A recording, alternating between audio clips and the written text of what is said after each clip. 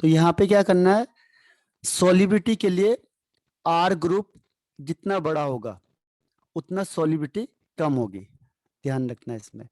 जैसे मैंने लिखा CH3OH, C2H5OH, C3H7OH और C4H9OH। अब इन चारों में से 1 2 3 4 सबसे जल्दी वाटर के साथ सॉल्युबल कौन होगा? तो बताओ रिप्लाई करके, इन चारों में से वाटर के साथ सॉल्युबल कौन होगा? Okay, Ambika and Hemant. और इसके अलावा कोई आंसर? सबसे ज्यादा वाटर में सॉल्युबल कौन सा होगा? ऐसे ही क्वेश्चन आते हैं इसमें, जो फिजिकल प्रॉपर्टी है इसमें यही क्वेश्चन आएगा, किसकी सॉल्युबिलिटी ज्यादा होगी या मेल्टिंग पॉइंट ज्यादा होगा। तो कैसे आप देख के पता लगाओगे कि सॉल्युबिलिटी ज्यादा है या कम है, मेल्टिंग पॉइंट ज्यादा है या कम है? ठीक है, तो इसका मैं आंसर बता देता हूं आपको। इसका आंसर दिया था अंबिका ने, सही दिया इसने आंसर। ठीक है, बाकी का सही नहीं है। देखो इसका आंसर होगा फर्स्ट।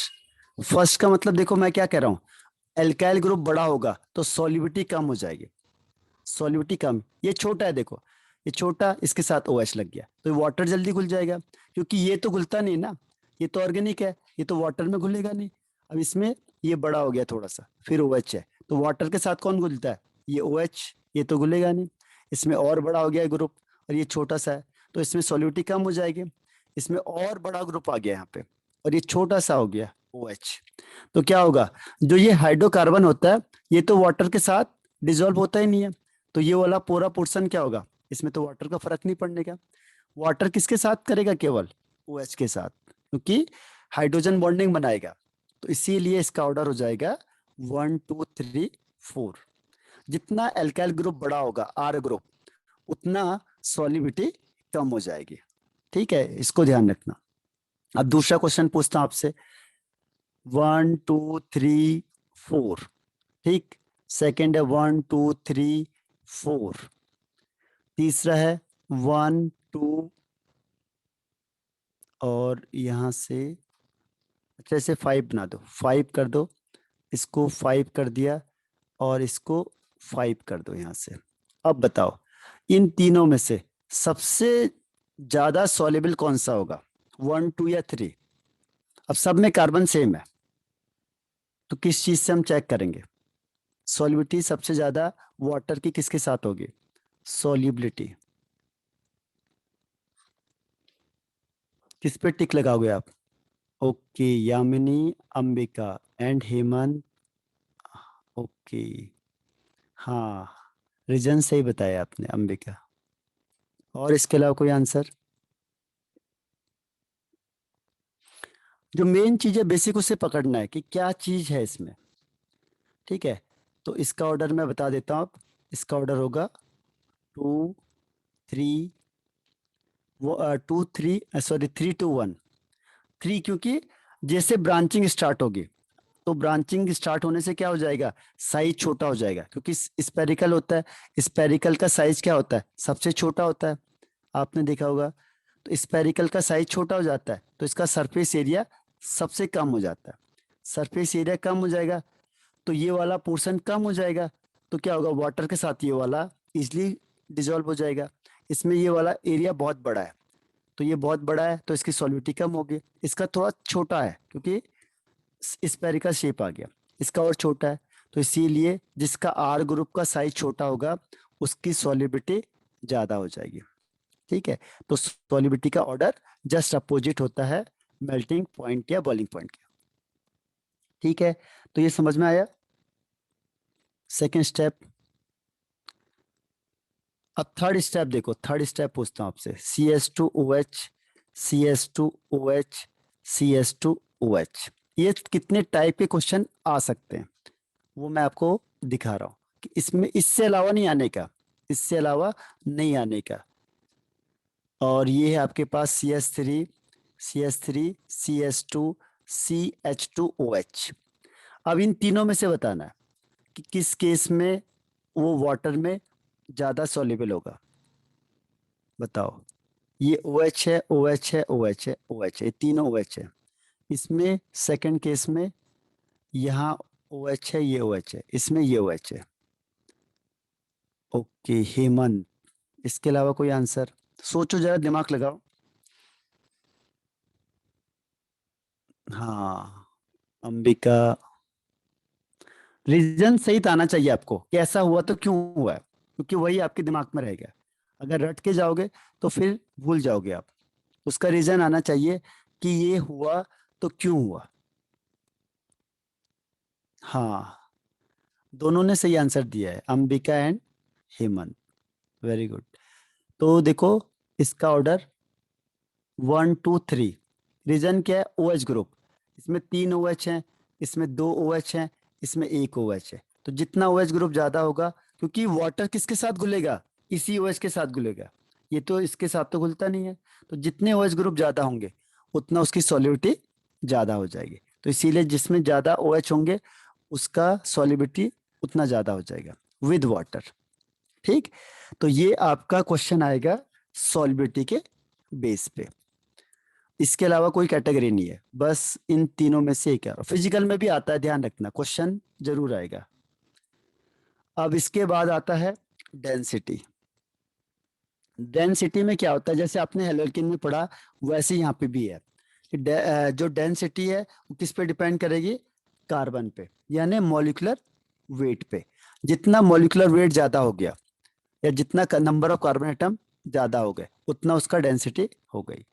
अब मैंने कहा CH3OH, C2H5OH, C3H7OH, C4H9OH, किसकी डेंसिटी ज्यादा होगी? 1 2 3 and 4। Which one has? Okay Hemant, Ambika, इसके अलावा और कोई आंसर? यामिनी। ओके। हाँ, हेमंत और यामिनी, अंबिका राइट आंसर है।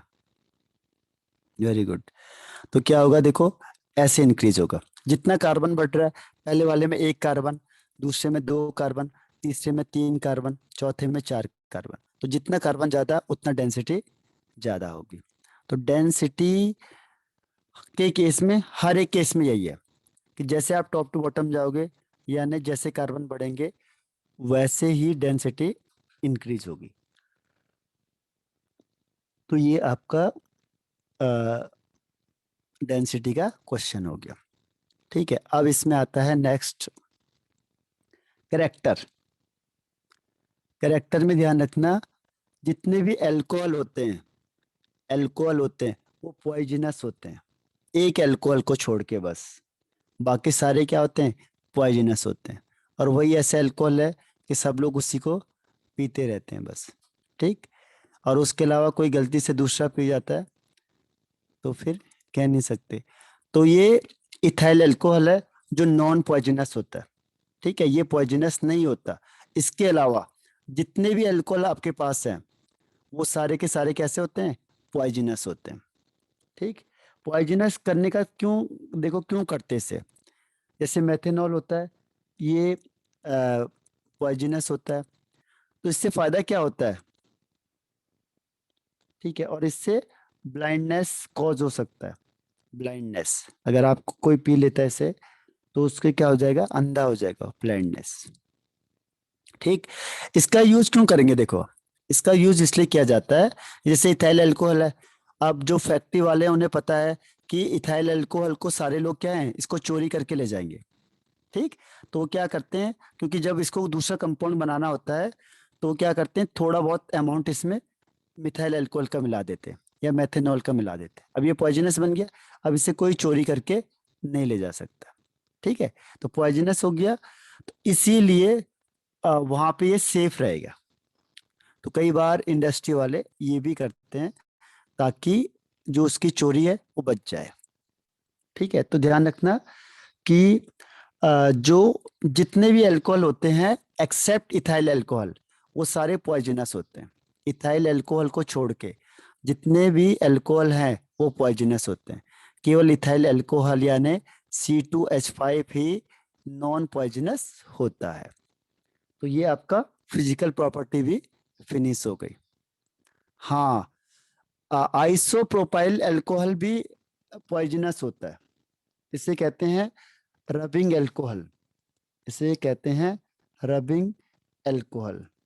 ठीक है, केवल एक ही एक्सेप्शनल केस है इथाइल अल्कोहल का, बाकी जितने भी होंगे वो सबके सब पॉइजनस होंगे। ठीक है, और आइसोप्रोपाइल अल्कोहल को कहते हैं हम रबिंग अल्कोहल। ठीक, और कोई क्वेश्चन किसी का इसमें? फिजिकल ये खत्म हो गया आपका। तो फिजिकल में ऐसे क्वेश्चन आते हैं, melting point, boiling point, solubility और डेंसिटी, इस टाइप के क्वेश्चन आते हैं। लेकिन ये क्वेश्चन डायरेक्ट नहीं आते, घुमा के आते। जैसे मैं आपको पूछ रहा हूँ, ऐसे ही क्वेश्चन आएगा कि बोलेंगे हाईएस्ट किसका है, या अरेंज करो 1 2 3 4 और नाम दे देंगे। ठीक है, तो दो स्टेप हो सकता है, या तो अरेंज करो, तो अरेंज में आपको पता होना चाहिए कि कार्बन के बेस पे है, और दूसरा पूछेंगे हाईएस्ट या लोएस्ट। ठीक है, और ये क्वेश्चन आएगा ही आएगा, क्योंकि हर साल ही आता है। तो फिजिकल जो प्रॉपर्टीज है उसमें किसी को कोई डाउट, कोई टॉपिक ऐसा?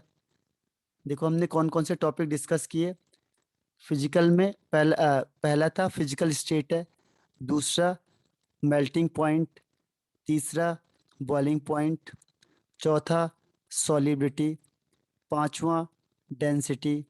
ठीक है, और फिफ्थ वन इज, इसके अलावा डेंसिटी के अलावा आता है करैक्टर। तो इसमें कोई दिक्कत किसी को?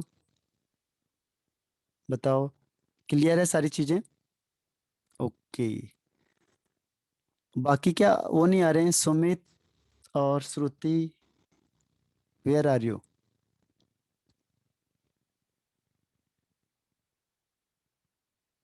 यामिनी? ओके, ये याद होने चाहिए। अब क्या होगा, बस हम लास्ट स्टेप में, तो अब आपको प्रैक्टिस करनी पड़ेगी, क्योंकि आप लोगों को नहीं करना है, मैं तो रिपीट करता जाऊंगा बार बार, लेकिन वो प्रैक्टिस पेपर आपको भी करना पड़ेगा। ठीक है, तो इसके बेस पे जो क्वेश्चन है उसको आपको मैंने शीट दी है, देखो आप जो शीट दी है, और मैंने आपको सैंपल भी भेज दिया है कि कैसे क्वेश्चन है, जो बोर्ड ने जो भेजा है कि इस तरीके से क्वेश्चन हम पूछेंगे, तो मैंने आपको भेज दिया है वो। ठीक है, तो आईसीएससी का आया नहीं है अभी, और सीबीएसई का आ गया है। तो जैसे आईसीएससी का आता है वो भी भेजता हूँ मैं। तो जो पैटर्न है मैंने आपको भेज दिया है, क्वेश्चन आंसर वो भेज दिए, तो उस हिसाब से ही क्वेश्चन आएंगे आपके पास। ठीक, तो ये भी आपका फिनिश हो गया। अब आते हैं हम लोग केमिकल प्रॉपर्टीज में। ठीक है, केमिकल प्रॉपर्टीज में तो यहाँ पे भी आपको क्या है, रिएक्शन से हेल्प मिलेगी। मेन आपको रिएक्शन पता करनी है कि कौन सा रिएक्शन कैसे वर्क करता है और किसका क्या रोल है। तो केमिकल प्रॉपर्टीज ऑफ एल्कोहल, तो जनरली क्या होता है, एल्कोहल होता है जो, ये ROH। तो एल्कोहल दो की तरह बिहेव करता है, न्यूक्लियोफाइल की तरह भी काम करेगा, इलेक्ट्रोफाइल की तरह भी काम करता है। देखो न्यूक्लियोफाइल का मतलब क्या होता है, न्यूक्लियो मतलब प्लस, और फाइल का मतलब होता है लविंग या अट्रैक्टिंग, जो प्लस को पसंद करता है। तो इसका मतलब इसमें नेगेटिव चार्ज होगा, या फिर लोन पेयर होता है। और दूसरा, ये इलेक्ट्रोफाइल की तरह भी काम करेगा। इलेक्ट्रो मीन्स इलेक्ट्रॉन, और फाइल का मतलब लविंग, यानी इलेक्ट्रॉन लविंग स्पीसीज भी है ये। अब ये इलेक्ट्रॉन को भी पसंद करता है और प्लस को भी। तो इलेक्ट्रॉन लविंग में इसका कौन सा चार्ज होगा, पॉजिटिव चार्ज होता है। तो देखो इसके पास इलेक्ट्रॉन पेयर होते हैं, तो जब ये इलेक्ट्रॉन पेयर होगा तो ये किसकी तरह काम करेगा, न्यूक्लियोफाइल की तरह काम करेगा। लेकिन जैसे आपने इसको एसिड में मिला दिया, एसिड में मिलाने से क्या होगा, जो H प्लस है वो इसके साथ रिएक्शन कर जाता है, और क्या बना देता है, RO। अब इसमें प्लस चार्ज आ गया। अब ये किसकी तरह काम करेगा, न्यूक्लियोफाइल सॉरी इलेक्ट्रोफाइल की तरह, क्योंकि ये ऑक्सीजन है, ज़्यादा इलेक्ट्रोनेगेटिव है, इलेक्ट्रॉन अपने साथ ले जाएगा और इसको यहाँ पे प्लस चार्ज में छोड़ देगा। तो जैसे ही प्लस चार्ज आएगा तो ये किसका काम करेगा, इलेक्ट्रोफाइल का। तो ये दोनों की तरह बिहेव करता है। ठीक है, पहली चीज इलेक्ट्रोफाइल की तरह भी और न्यूक्लियोफाइल की तरह भी, पहला काम। दूसरी चीज क्या है कि इसमें किस किस तरीके के कंपाउंड होते हैं, ये रिएक्शन कैसे होती है। तो इसमें दो तरीके से क्लीवेज होते हैं। पहला, यहां से तोड़ना। दूसरा, यहां से तोड़ना। देखो यहां से टूटेगा, ये OH के बीच में और ये CO के बीच में। तो यहां से कब टूटेगा, यहां से तब टूटता है जब कोई एक्टिव मेटल आप इससे रिएक्शन कराओगे। कोई भी एक्टिव मेटल होगा तो यहां से टूटेगा। जैसे Na से आपने रिएक्शन करा दी, Mg से आपने रिएक्शन करा दी, Al से करा दी, तो यहाँ से हाइड्रोजन गैस निकलेगी और ये यहाँ पे अटैच हो जाएगा। ठीक है, तो जब एक्टिव मेटल से कराएंगे तो यहाँ से टूटेगा। बाकी केस में C और O से टूटता है। बाकी केस में C और O से टूटता है। इसमें कौन कौन सी रिएक्शन है, एलिमिनेशन रिएक्शन, एलिमिनेशन रिएक्शन। दूसरा है ऑक्सीडेशन। तीसरा है हेलोफॉर्म। हेलोफॉर्म भी बहुत इंपॉर्टेंट रिएक्शन है, हेलोफॉर्म रिएक्शन। और इसे आइडोफॉर्म भी कहते हैं, आइडोफॉर्म। इससे हर साल टेस्ट पूछा जाता है, हर साल। और टेस्ट ऑफ अल्कोहल। तो ये हेडिंग है इसके जो बची हुई है। ठीक, तो इसको अब देखो, केमिकल प्रॉपर्टीज को हम कल करते हैं। आज का पूरा पढ़ना है। देखो मैं रिवाइजन रिवीजन क्यों कर रहा हूँ, ताकि आपको याद हो जाए पर डे। ठीक, तो कल करते हैं हम केमिकल प्रॉपर्टीज ऑफ एल्कोहल। ये रिएक्शन मैंने आपको बता दी। एक्टिव मेटल से करेंगे तो यहाँ से टूटेगा, हाइड्रोजन गैस निकलेगी, ये यहाँ पे अटैच हो जाएगा। तो ये सारी रिएक्शन एक जैसी है, इसी से ये एसिडिक करेक्टर शो करता है। दूसरा एलिमिनेशन में आपको पता है, एल्कोहल को हटाएंगे, OH हटेगा तो डबल बॉन्ड आ जाएगा। ऑक्सीडेशन का मतलब होता है एडिशन ऑफ ऑक्सीजन। तो अल्कोहल से आप एसिड बना सकते हो, एल्कोहल से आप एल्डिहाइड बना सकते हो। तो ये कई तरीके से रिएक्शन देगा। ये एल्कीन भी बनता है। हेलोफॉर्म रिएक्शन है, 3 रिएक्शन इसकी मेन है। ठीक है, तो ये भी आपका फिनिश हो जाएगा। बस आपको रिएक्शन का याद करना है बस। कोई डाउट अब, एनी डाउट बताओ, आज कोई भी टॉपिक में डाउट है?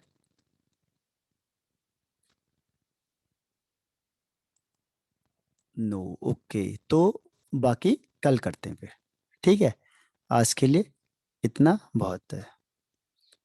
Bye bye.